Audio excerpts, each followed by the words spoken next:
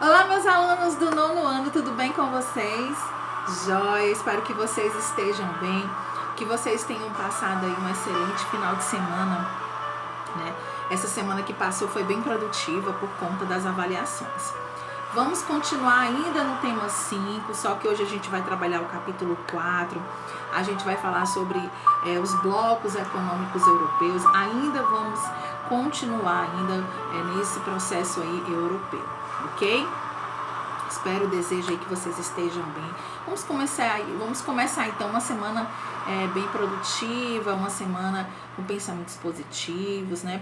Pra gente poder assimilar com bastante atenção, assimilar bem aí o nosso conteúdo de hoje, que a gente vai falar sobre os blocos econômicos europeus, ok? Iniciando então com a União Europeia e Comunidade dos Estados Independentes. Eu convido a vocês então a pegar o livro de Geografia, colocar na página 154. A gente vai trabalhar a página 154 até a página 158, porque a página seguinte, 159, é a atividade de vocês do sistematizar, e a tia vai estar divulgando como é que vai ser a atividade de vocês. Vamos lá então? Deixa a tia desligar sempre esse fundo musical, música instrumental, para a gente iniciar a nossa aula bem tranquilo, para a gente poder assimilar bem o nosso conteúdo de hoje. Ok? Deixa a tia desligar aqui. Vamos então falar um pouquinho sobre a União Europeia e essa comunidade dos estados independentes para a gente poder entender. Mas nós já estudamos lá no tema 1 a globalização e essa expansão aí do mercado capitalista que vocês já estudaram, né? Mundial, que contribuíram aí para um maior fortalecimento aí, dos mercados, né? E para essa criação aí de blocos econômicos, tá? E o continente europeu, ele é marcado sim pela formação do bloco econômico de maior importância, é importante falar isso para vocês, de maior importância mundial na atualidade, né, que é a União Europeia, com aquela siglazinha UE, é isso? Que é composta de 28 países, né, na porção leste aí do continente, né, a Comunidade dos Estados Independentes, CI, lembra da sigla? CEI, ok, muito bem. Também se organiza aí como um bloco econômico, né, e seu histórico e objetivo, né, de formação estão aí, então, diretamente relacionados a essa dissolução aí da antiga União Soviética. Lembrando, é importante que vocês acompanhem a aula com o livro de vocês, para que vocês possam assimilar bem melhor o conteúdo, para que vocês possam acompanhar, para que vocês possam sublinhar aí os principais parágrafos, que vocês sabem que vai fazer toda a diferença na atividade do sistematizar. Show? E toda e qualquer dúvida que possa surgir, a tia tá aqui com vocês online das 13 até as 17 horas, ok? Vamos falar então um pouquinho sobre essa formação aí da União Europeia, para a gente poder compreender esse contexto, tá? Enfraquecidos devido ao quê? Devido à Segunda Guerra Mundial, que a gente já falou isso em outras aulas, né? Alguns países aí do continente europeu passaram aí a se reunir em organizações econômicas para quê, tia Dani? Para reconstruir e fortalecer as respectivas economias. Então, a primeira organização criada foi a Benelux em 1944, né, com o objetivo de ampliar o quê? As suas relações comerciais entre os países. Olha aí os países que estão em destaque: Bélgica, Holanda, que são chamados Países Baixos, né? E Luxemburgo, reduzindo aí, até mesmo eliminando aí as tarifas em suas trocas comerciais. E em 1951, entre 3 países acrescidos aí de Itália, Alemanha e também a França, a Alemanha Ocidental, assinaram então o Tratado de Paris, né, e criaram então a Comunidade Econômica do Carvão e do Aço, fica ligado aí na sigla, tá? Que estabelecia ali a livre circulação então do carvão, do ferro e do aço, né, entre os países que eram chamados países membros, né? Esse agrupamento ficou então conhecido como Europa dos Seis, ok? Então vai conferindo aí, vai acompanhando que é importante para vocês estarem, então, acompanhando de uma forma para que vocês possam compreender melhor, ok? Vamos, então, para a página seguinte, vamos, então, para a página 155 para a gente entender, então, o que ele nos traz aí em seguida com relação a esses principais objetivos, então, da União Europeia, tá? Dá uma conferida aí. Promover, então, a economia da região, né, para aperfeiçoar aí toda a infraestrutura, transportes, redes de telecomunicação, que mais? Energia, garantir também políticas comuns aos setores agrícola, que mais? Pesqueiro e também de pesquisa nuclear, tá? Outro também aspecto, desenvolver o aspecto social, sim, dos países membros, a fim de que, Tia Dani? A fim de eliminar a desigualdade entre eles. Outro ponto também, outro aspecto, permitir aos cidadãos que circulem aí e fixem residência livremente em qualquer um dos países que sejam os países membros, tá? Padronizar também políticas trabalhistas de defesa e de combate ao crime e também de imigração. Outro ponto também, vai acompanhando com a tia, vai sublinhando, tá ok? Adotar também um sistema único de defesa e também de estabelecer aí normas de proteção ambiental. Outro ponto também, adotar uma moeda única. Qual é a moeda? Isso, a tia ouviu daqui. O euro, exatamente, para poder fortalecer a integração dos países membros e também diminuir essa questão da hegemonia da moeda norte-americana. Isso mesmo. Então, vai acompanhando, vai sublinhando que é importante. Vamos aí para a sequência. Vamos falar um pouquinho, então, sobre, na página 156, vamos falar um pouquinho sobre a economia da União Europeia. Vamos entender o que ele está nos passando aí, né? Com a criação aí da União Europeia, surge então uma moeda única, o euro, olha que está em destaque no livro de vocês, que começou então, o que, Tia Dani? Começou então a circular em 2002, né, extinguindo em diversas moedas nacionais dos países que aderiram então a ela. Reino Unido, Dinamarca e Suécia decidiram então não adotar então a moeda. Então, os países que adotaram o euro, né, formaram então uma união econômica e monetária, tá, no mercado comum da União Europeia conhecida. Alemanha, Áustria, Bélgica, Eslováquia, Eslovênia, Espanha, né? Tem outros países aí como a Grécia também, França, Itália, Letônia, Lituânia, Luxemburgo, Países Baixos e Portugal. Então, em 2016, o PIB do bloco dos países dessa zona aí do euro ficou então atrás apenas da riqueza gerada, tá, pelos 28 países de toda a União Europeia e dos Estados Unidos, maior economia global. Então, essas nações, portanto, foram a grande força econômica aí do continente. Então, a partir de 2009, no entanto, esses países eles foram então atingidos aí por uma crise econômica mundial, né?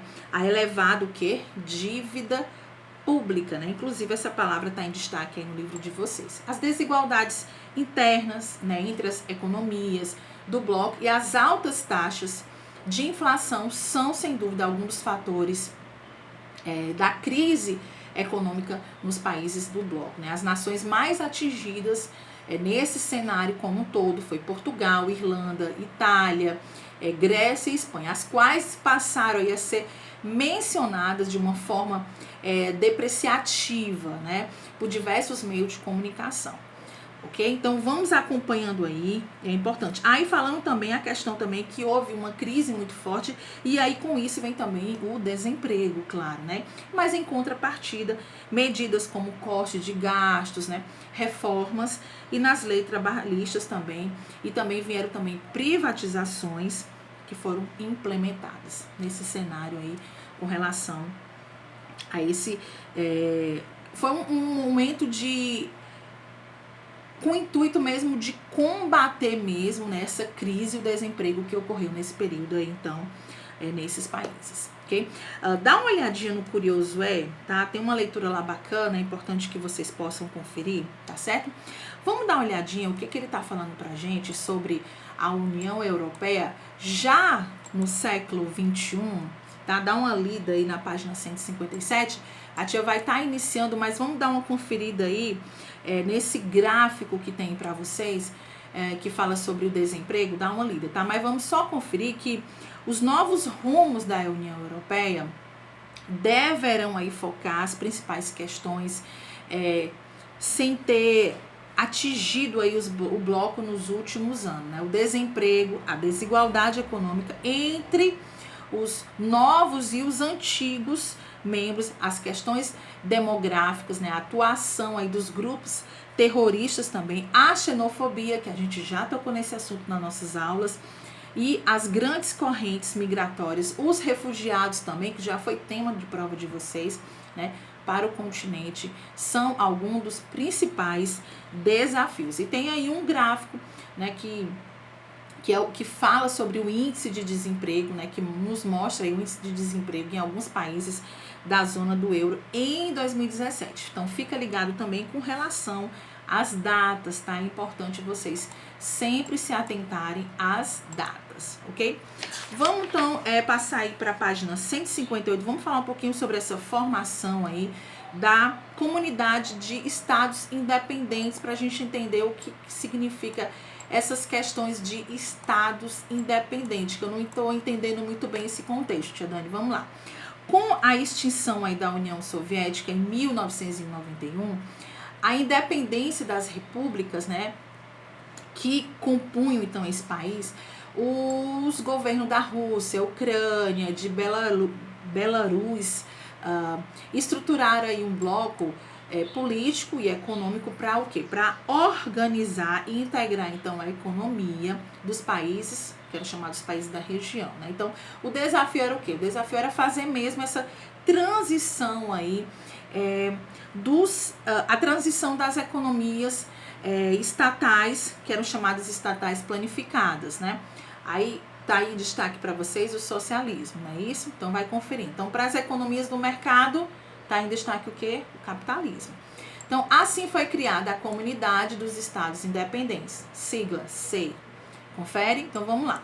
Então, que passou o quê? Passou, então, a contar com 11 países, né? Todos oriundos da ex-União Soviética, além dos países originários, então, do bloco. A comunidade, então, ela é composta por Armênia, quem mais? Azerbaijão, Cazaquistão, né? São uns nomes bem interessantes, né? Pra gente estar, então, falando aqui na aula. Então, por exemplo, em Belarus foi escolhido como, então, a sede do bloco, tá? Então, nessa criação do bloco, ficou, então, acordado que esses países desenvolveriam, então, uma cooperação econômica, tanto econômica e também militar, né? E também política, é claro, né? Sob a liderança de quem? Da Rússia, claro, né? Todos os países desse bloco se tornaram, então, automaticamente membros das Nações Unidas. Então, os países bálticos, que é Letônia, que vocês já estudaram, Letônia e Lituânia, se mantiveram, então, afastados da comunidade por não concordarem o quê? Com a liderança da Rússia. E por terem também interesse de ingressar no bloco da União Europeia, o que de fato ocorreu somente em 2004. E aí, falando sobre a Rússia, né, essa liderança aí, natural, né? Então, a Rússia determina, então, esse ritmo econômico da CEI, embora os países membros tenham uma moeda própria, né, que é o rublo, que circula em todos eles como um padrão para as transações comerciais na comunidade. Então, a liderança econômica da Rússia perante aí os demais países da CEI deve-se, então, em grande parte, à concentração de reservas minerais em todo o território, né, em seu território, especialmente o petróleo, o gás, o carvão mineral, além das redes também de oleodutos e também gasodutos que interligam aí todo o território russo à Europa e atravessando também grande parte aí dos países que fazem parte da comunidade. Então, o gás natural, o petróleo russo são exportados aí para toda a União Europeia e também para os Estados Unidos, né? Outros países também fornecem petróleo e gás natural para a Europa. Então, a dependência aí do gás natural, né, uma força, né, força a União Europeia, então, a manter essas relações de uma certa tolerância, né, com a política internacional russa, muitas vezes contestada, então, internacionalmente, né? O caso mais recente que vocês já tiveram conhecimento é a questão da Ucrânia, envolvendo aí todo o território inclusive já foi questão da prova de vocês, da Crimeia, é isso? Então vejam só todo esse contexto aí com relação à Europa. É um capítulo menor, né, mas de grande importância, ok? Tia Dani, com relação à nossa atividade, Tia Dani vai estar especificando na agenda do dia, mas com certeza será o sistematizar com perguntas e respostas. Bem, meus amados alunos, estamos chegando ao final da nossa aula. Hoje é terça-feira, eu desejo para vocês aí um excelente final de tarde. Toda e qualquer dúvida que possa surgir com relação à aula de hoje, é só perguntar a Tia Dani. Estou aqui das 13 até as 17 horas. Beijo, fiquem com Deus e vamos ter uma excelente semana, se Deus quiser. Tchau, meus amores. Fiquem com Deus.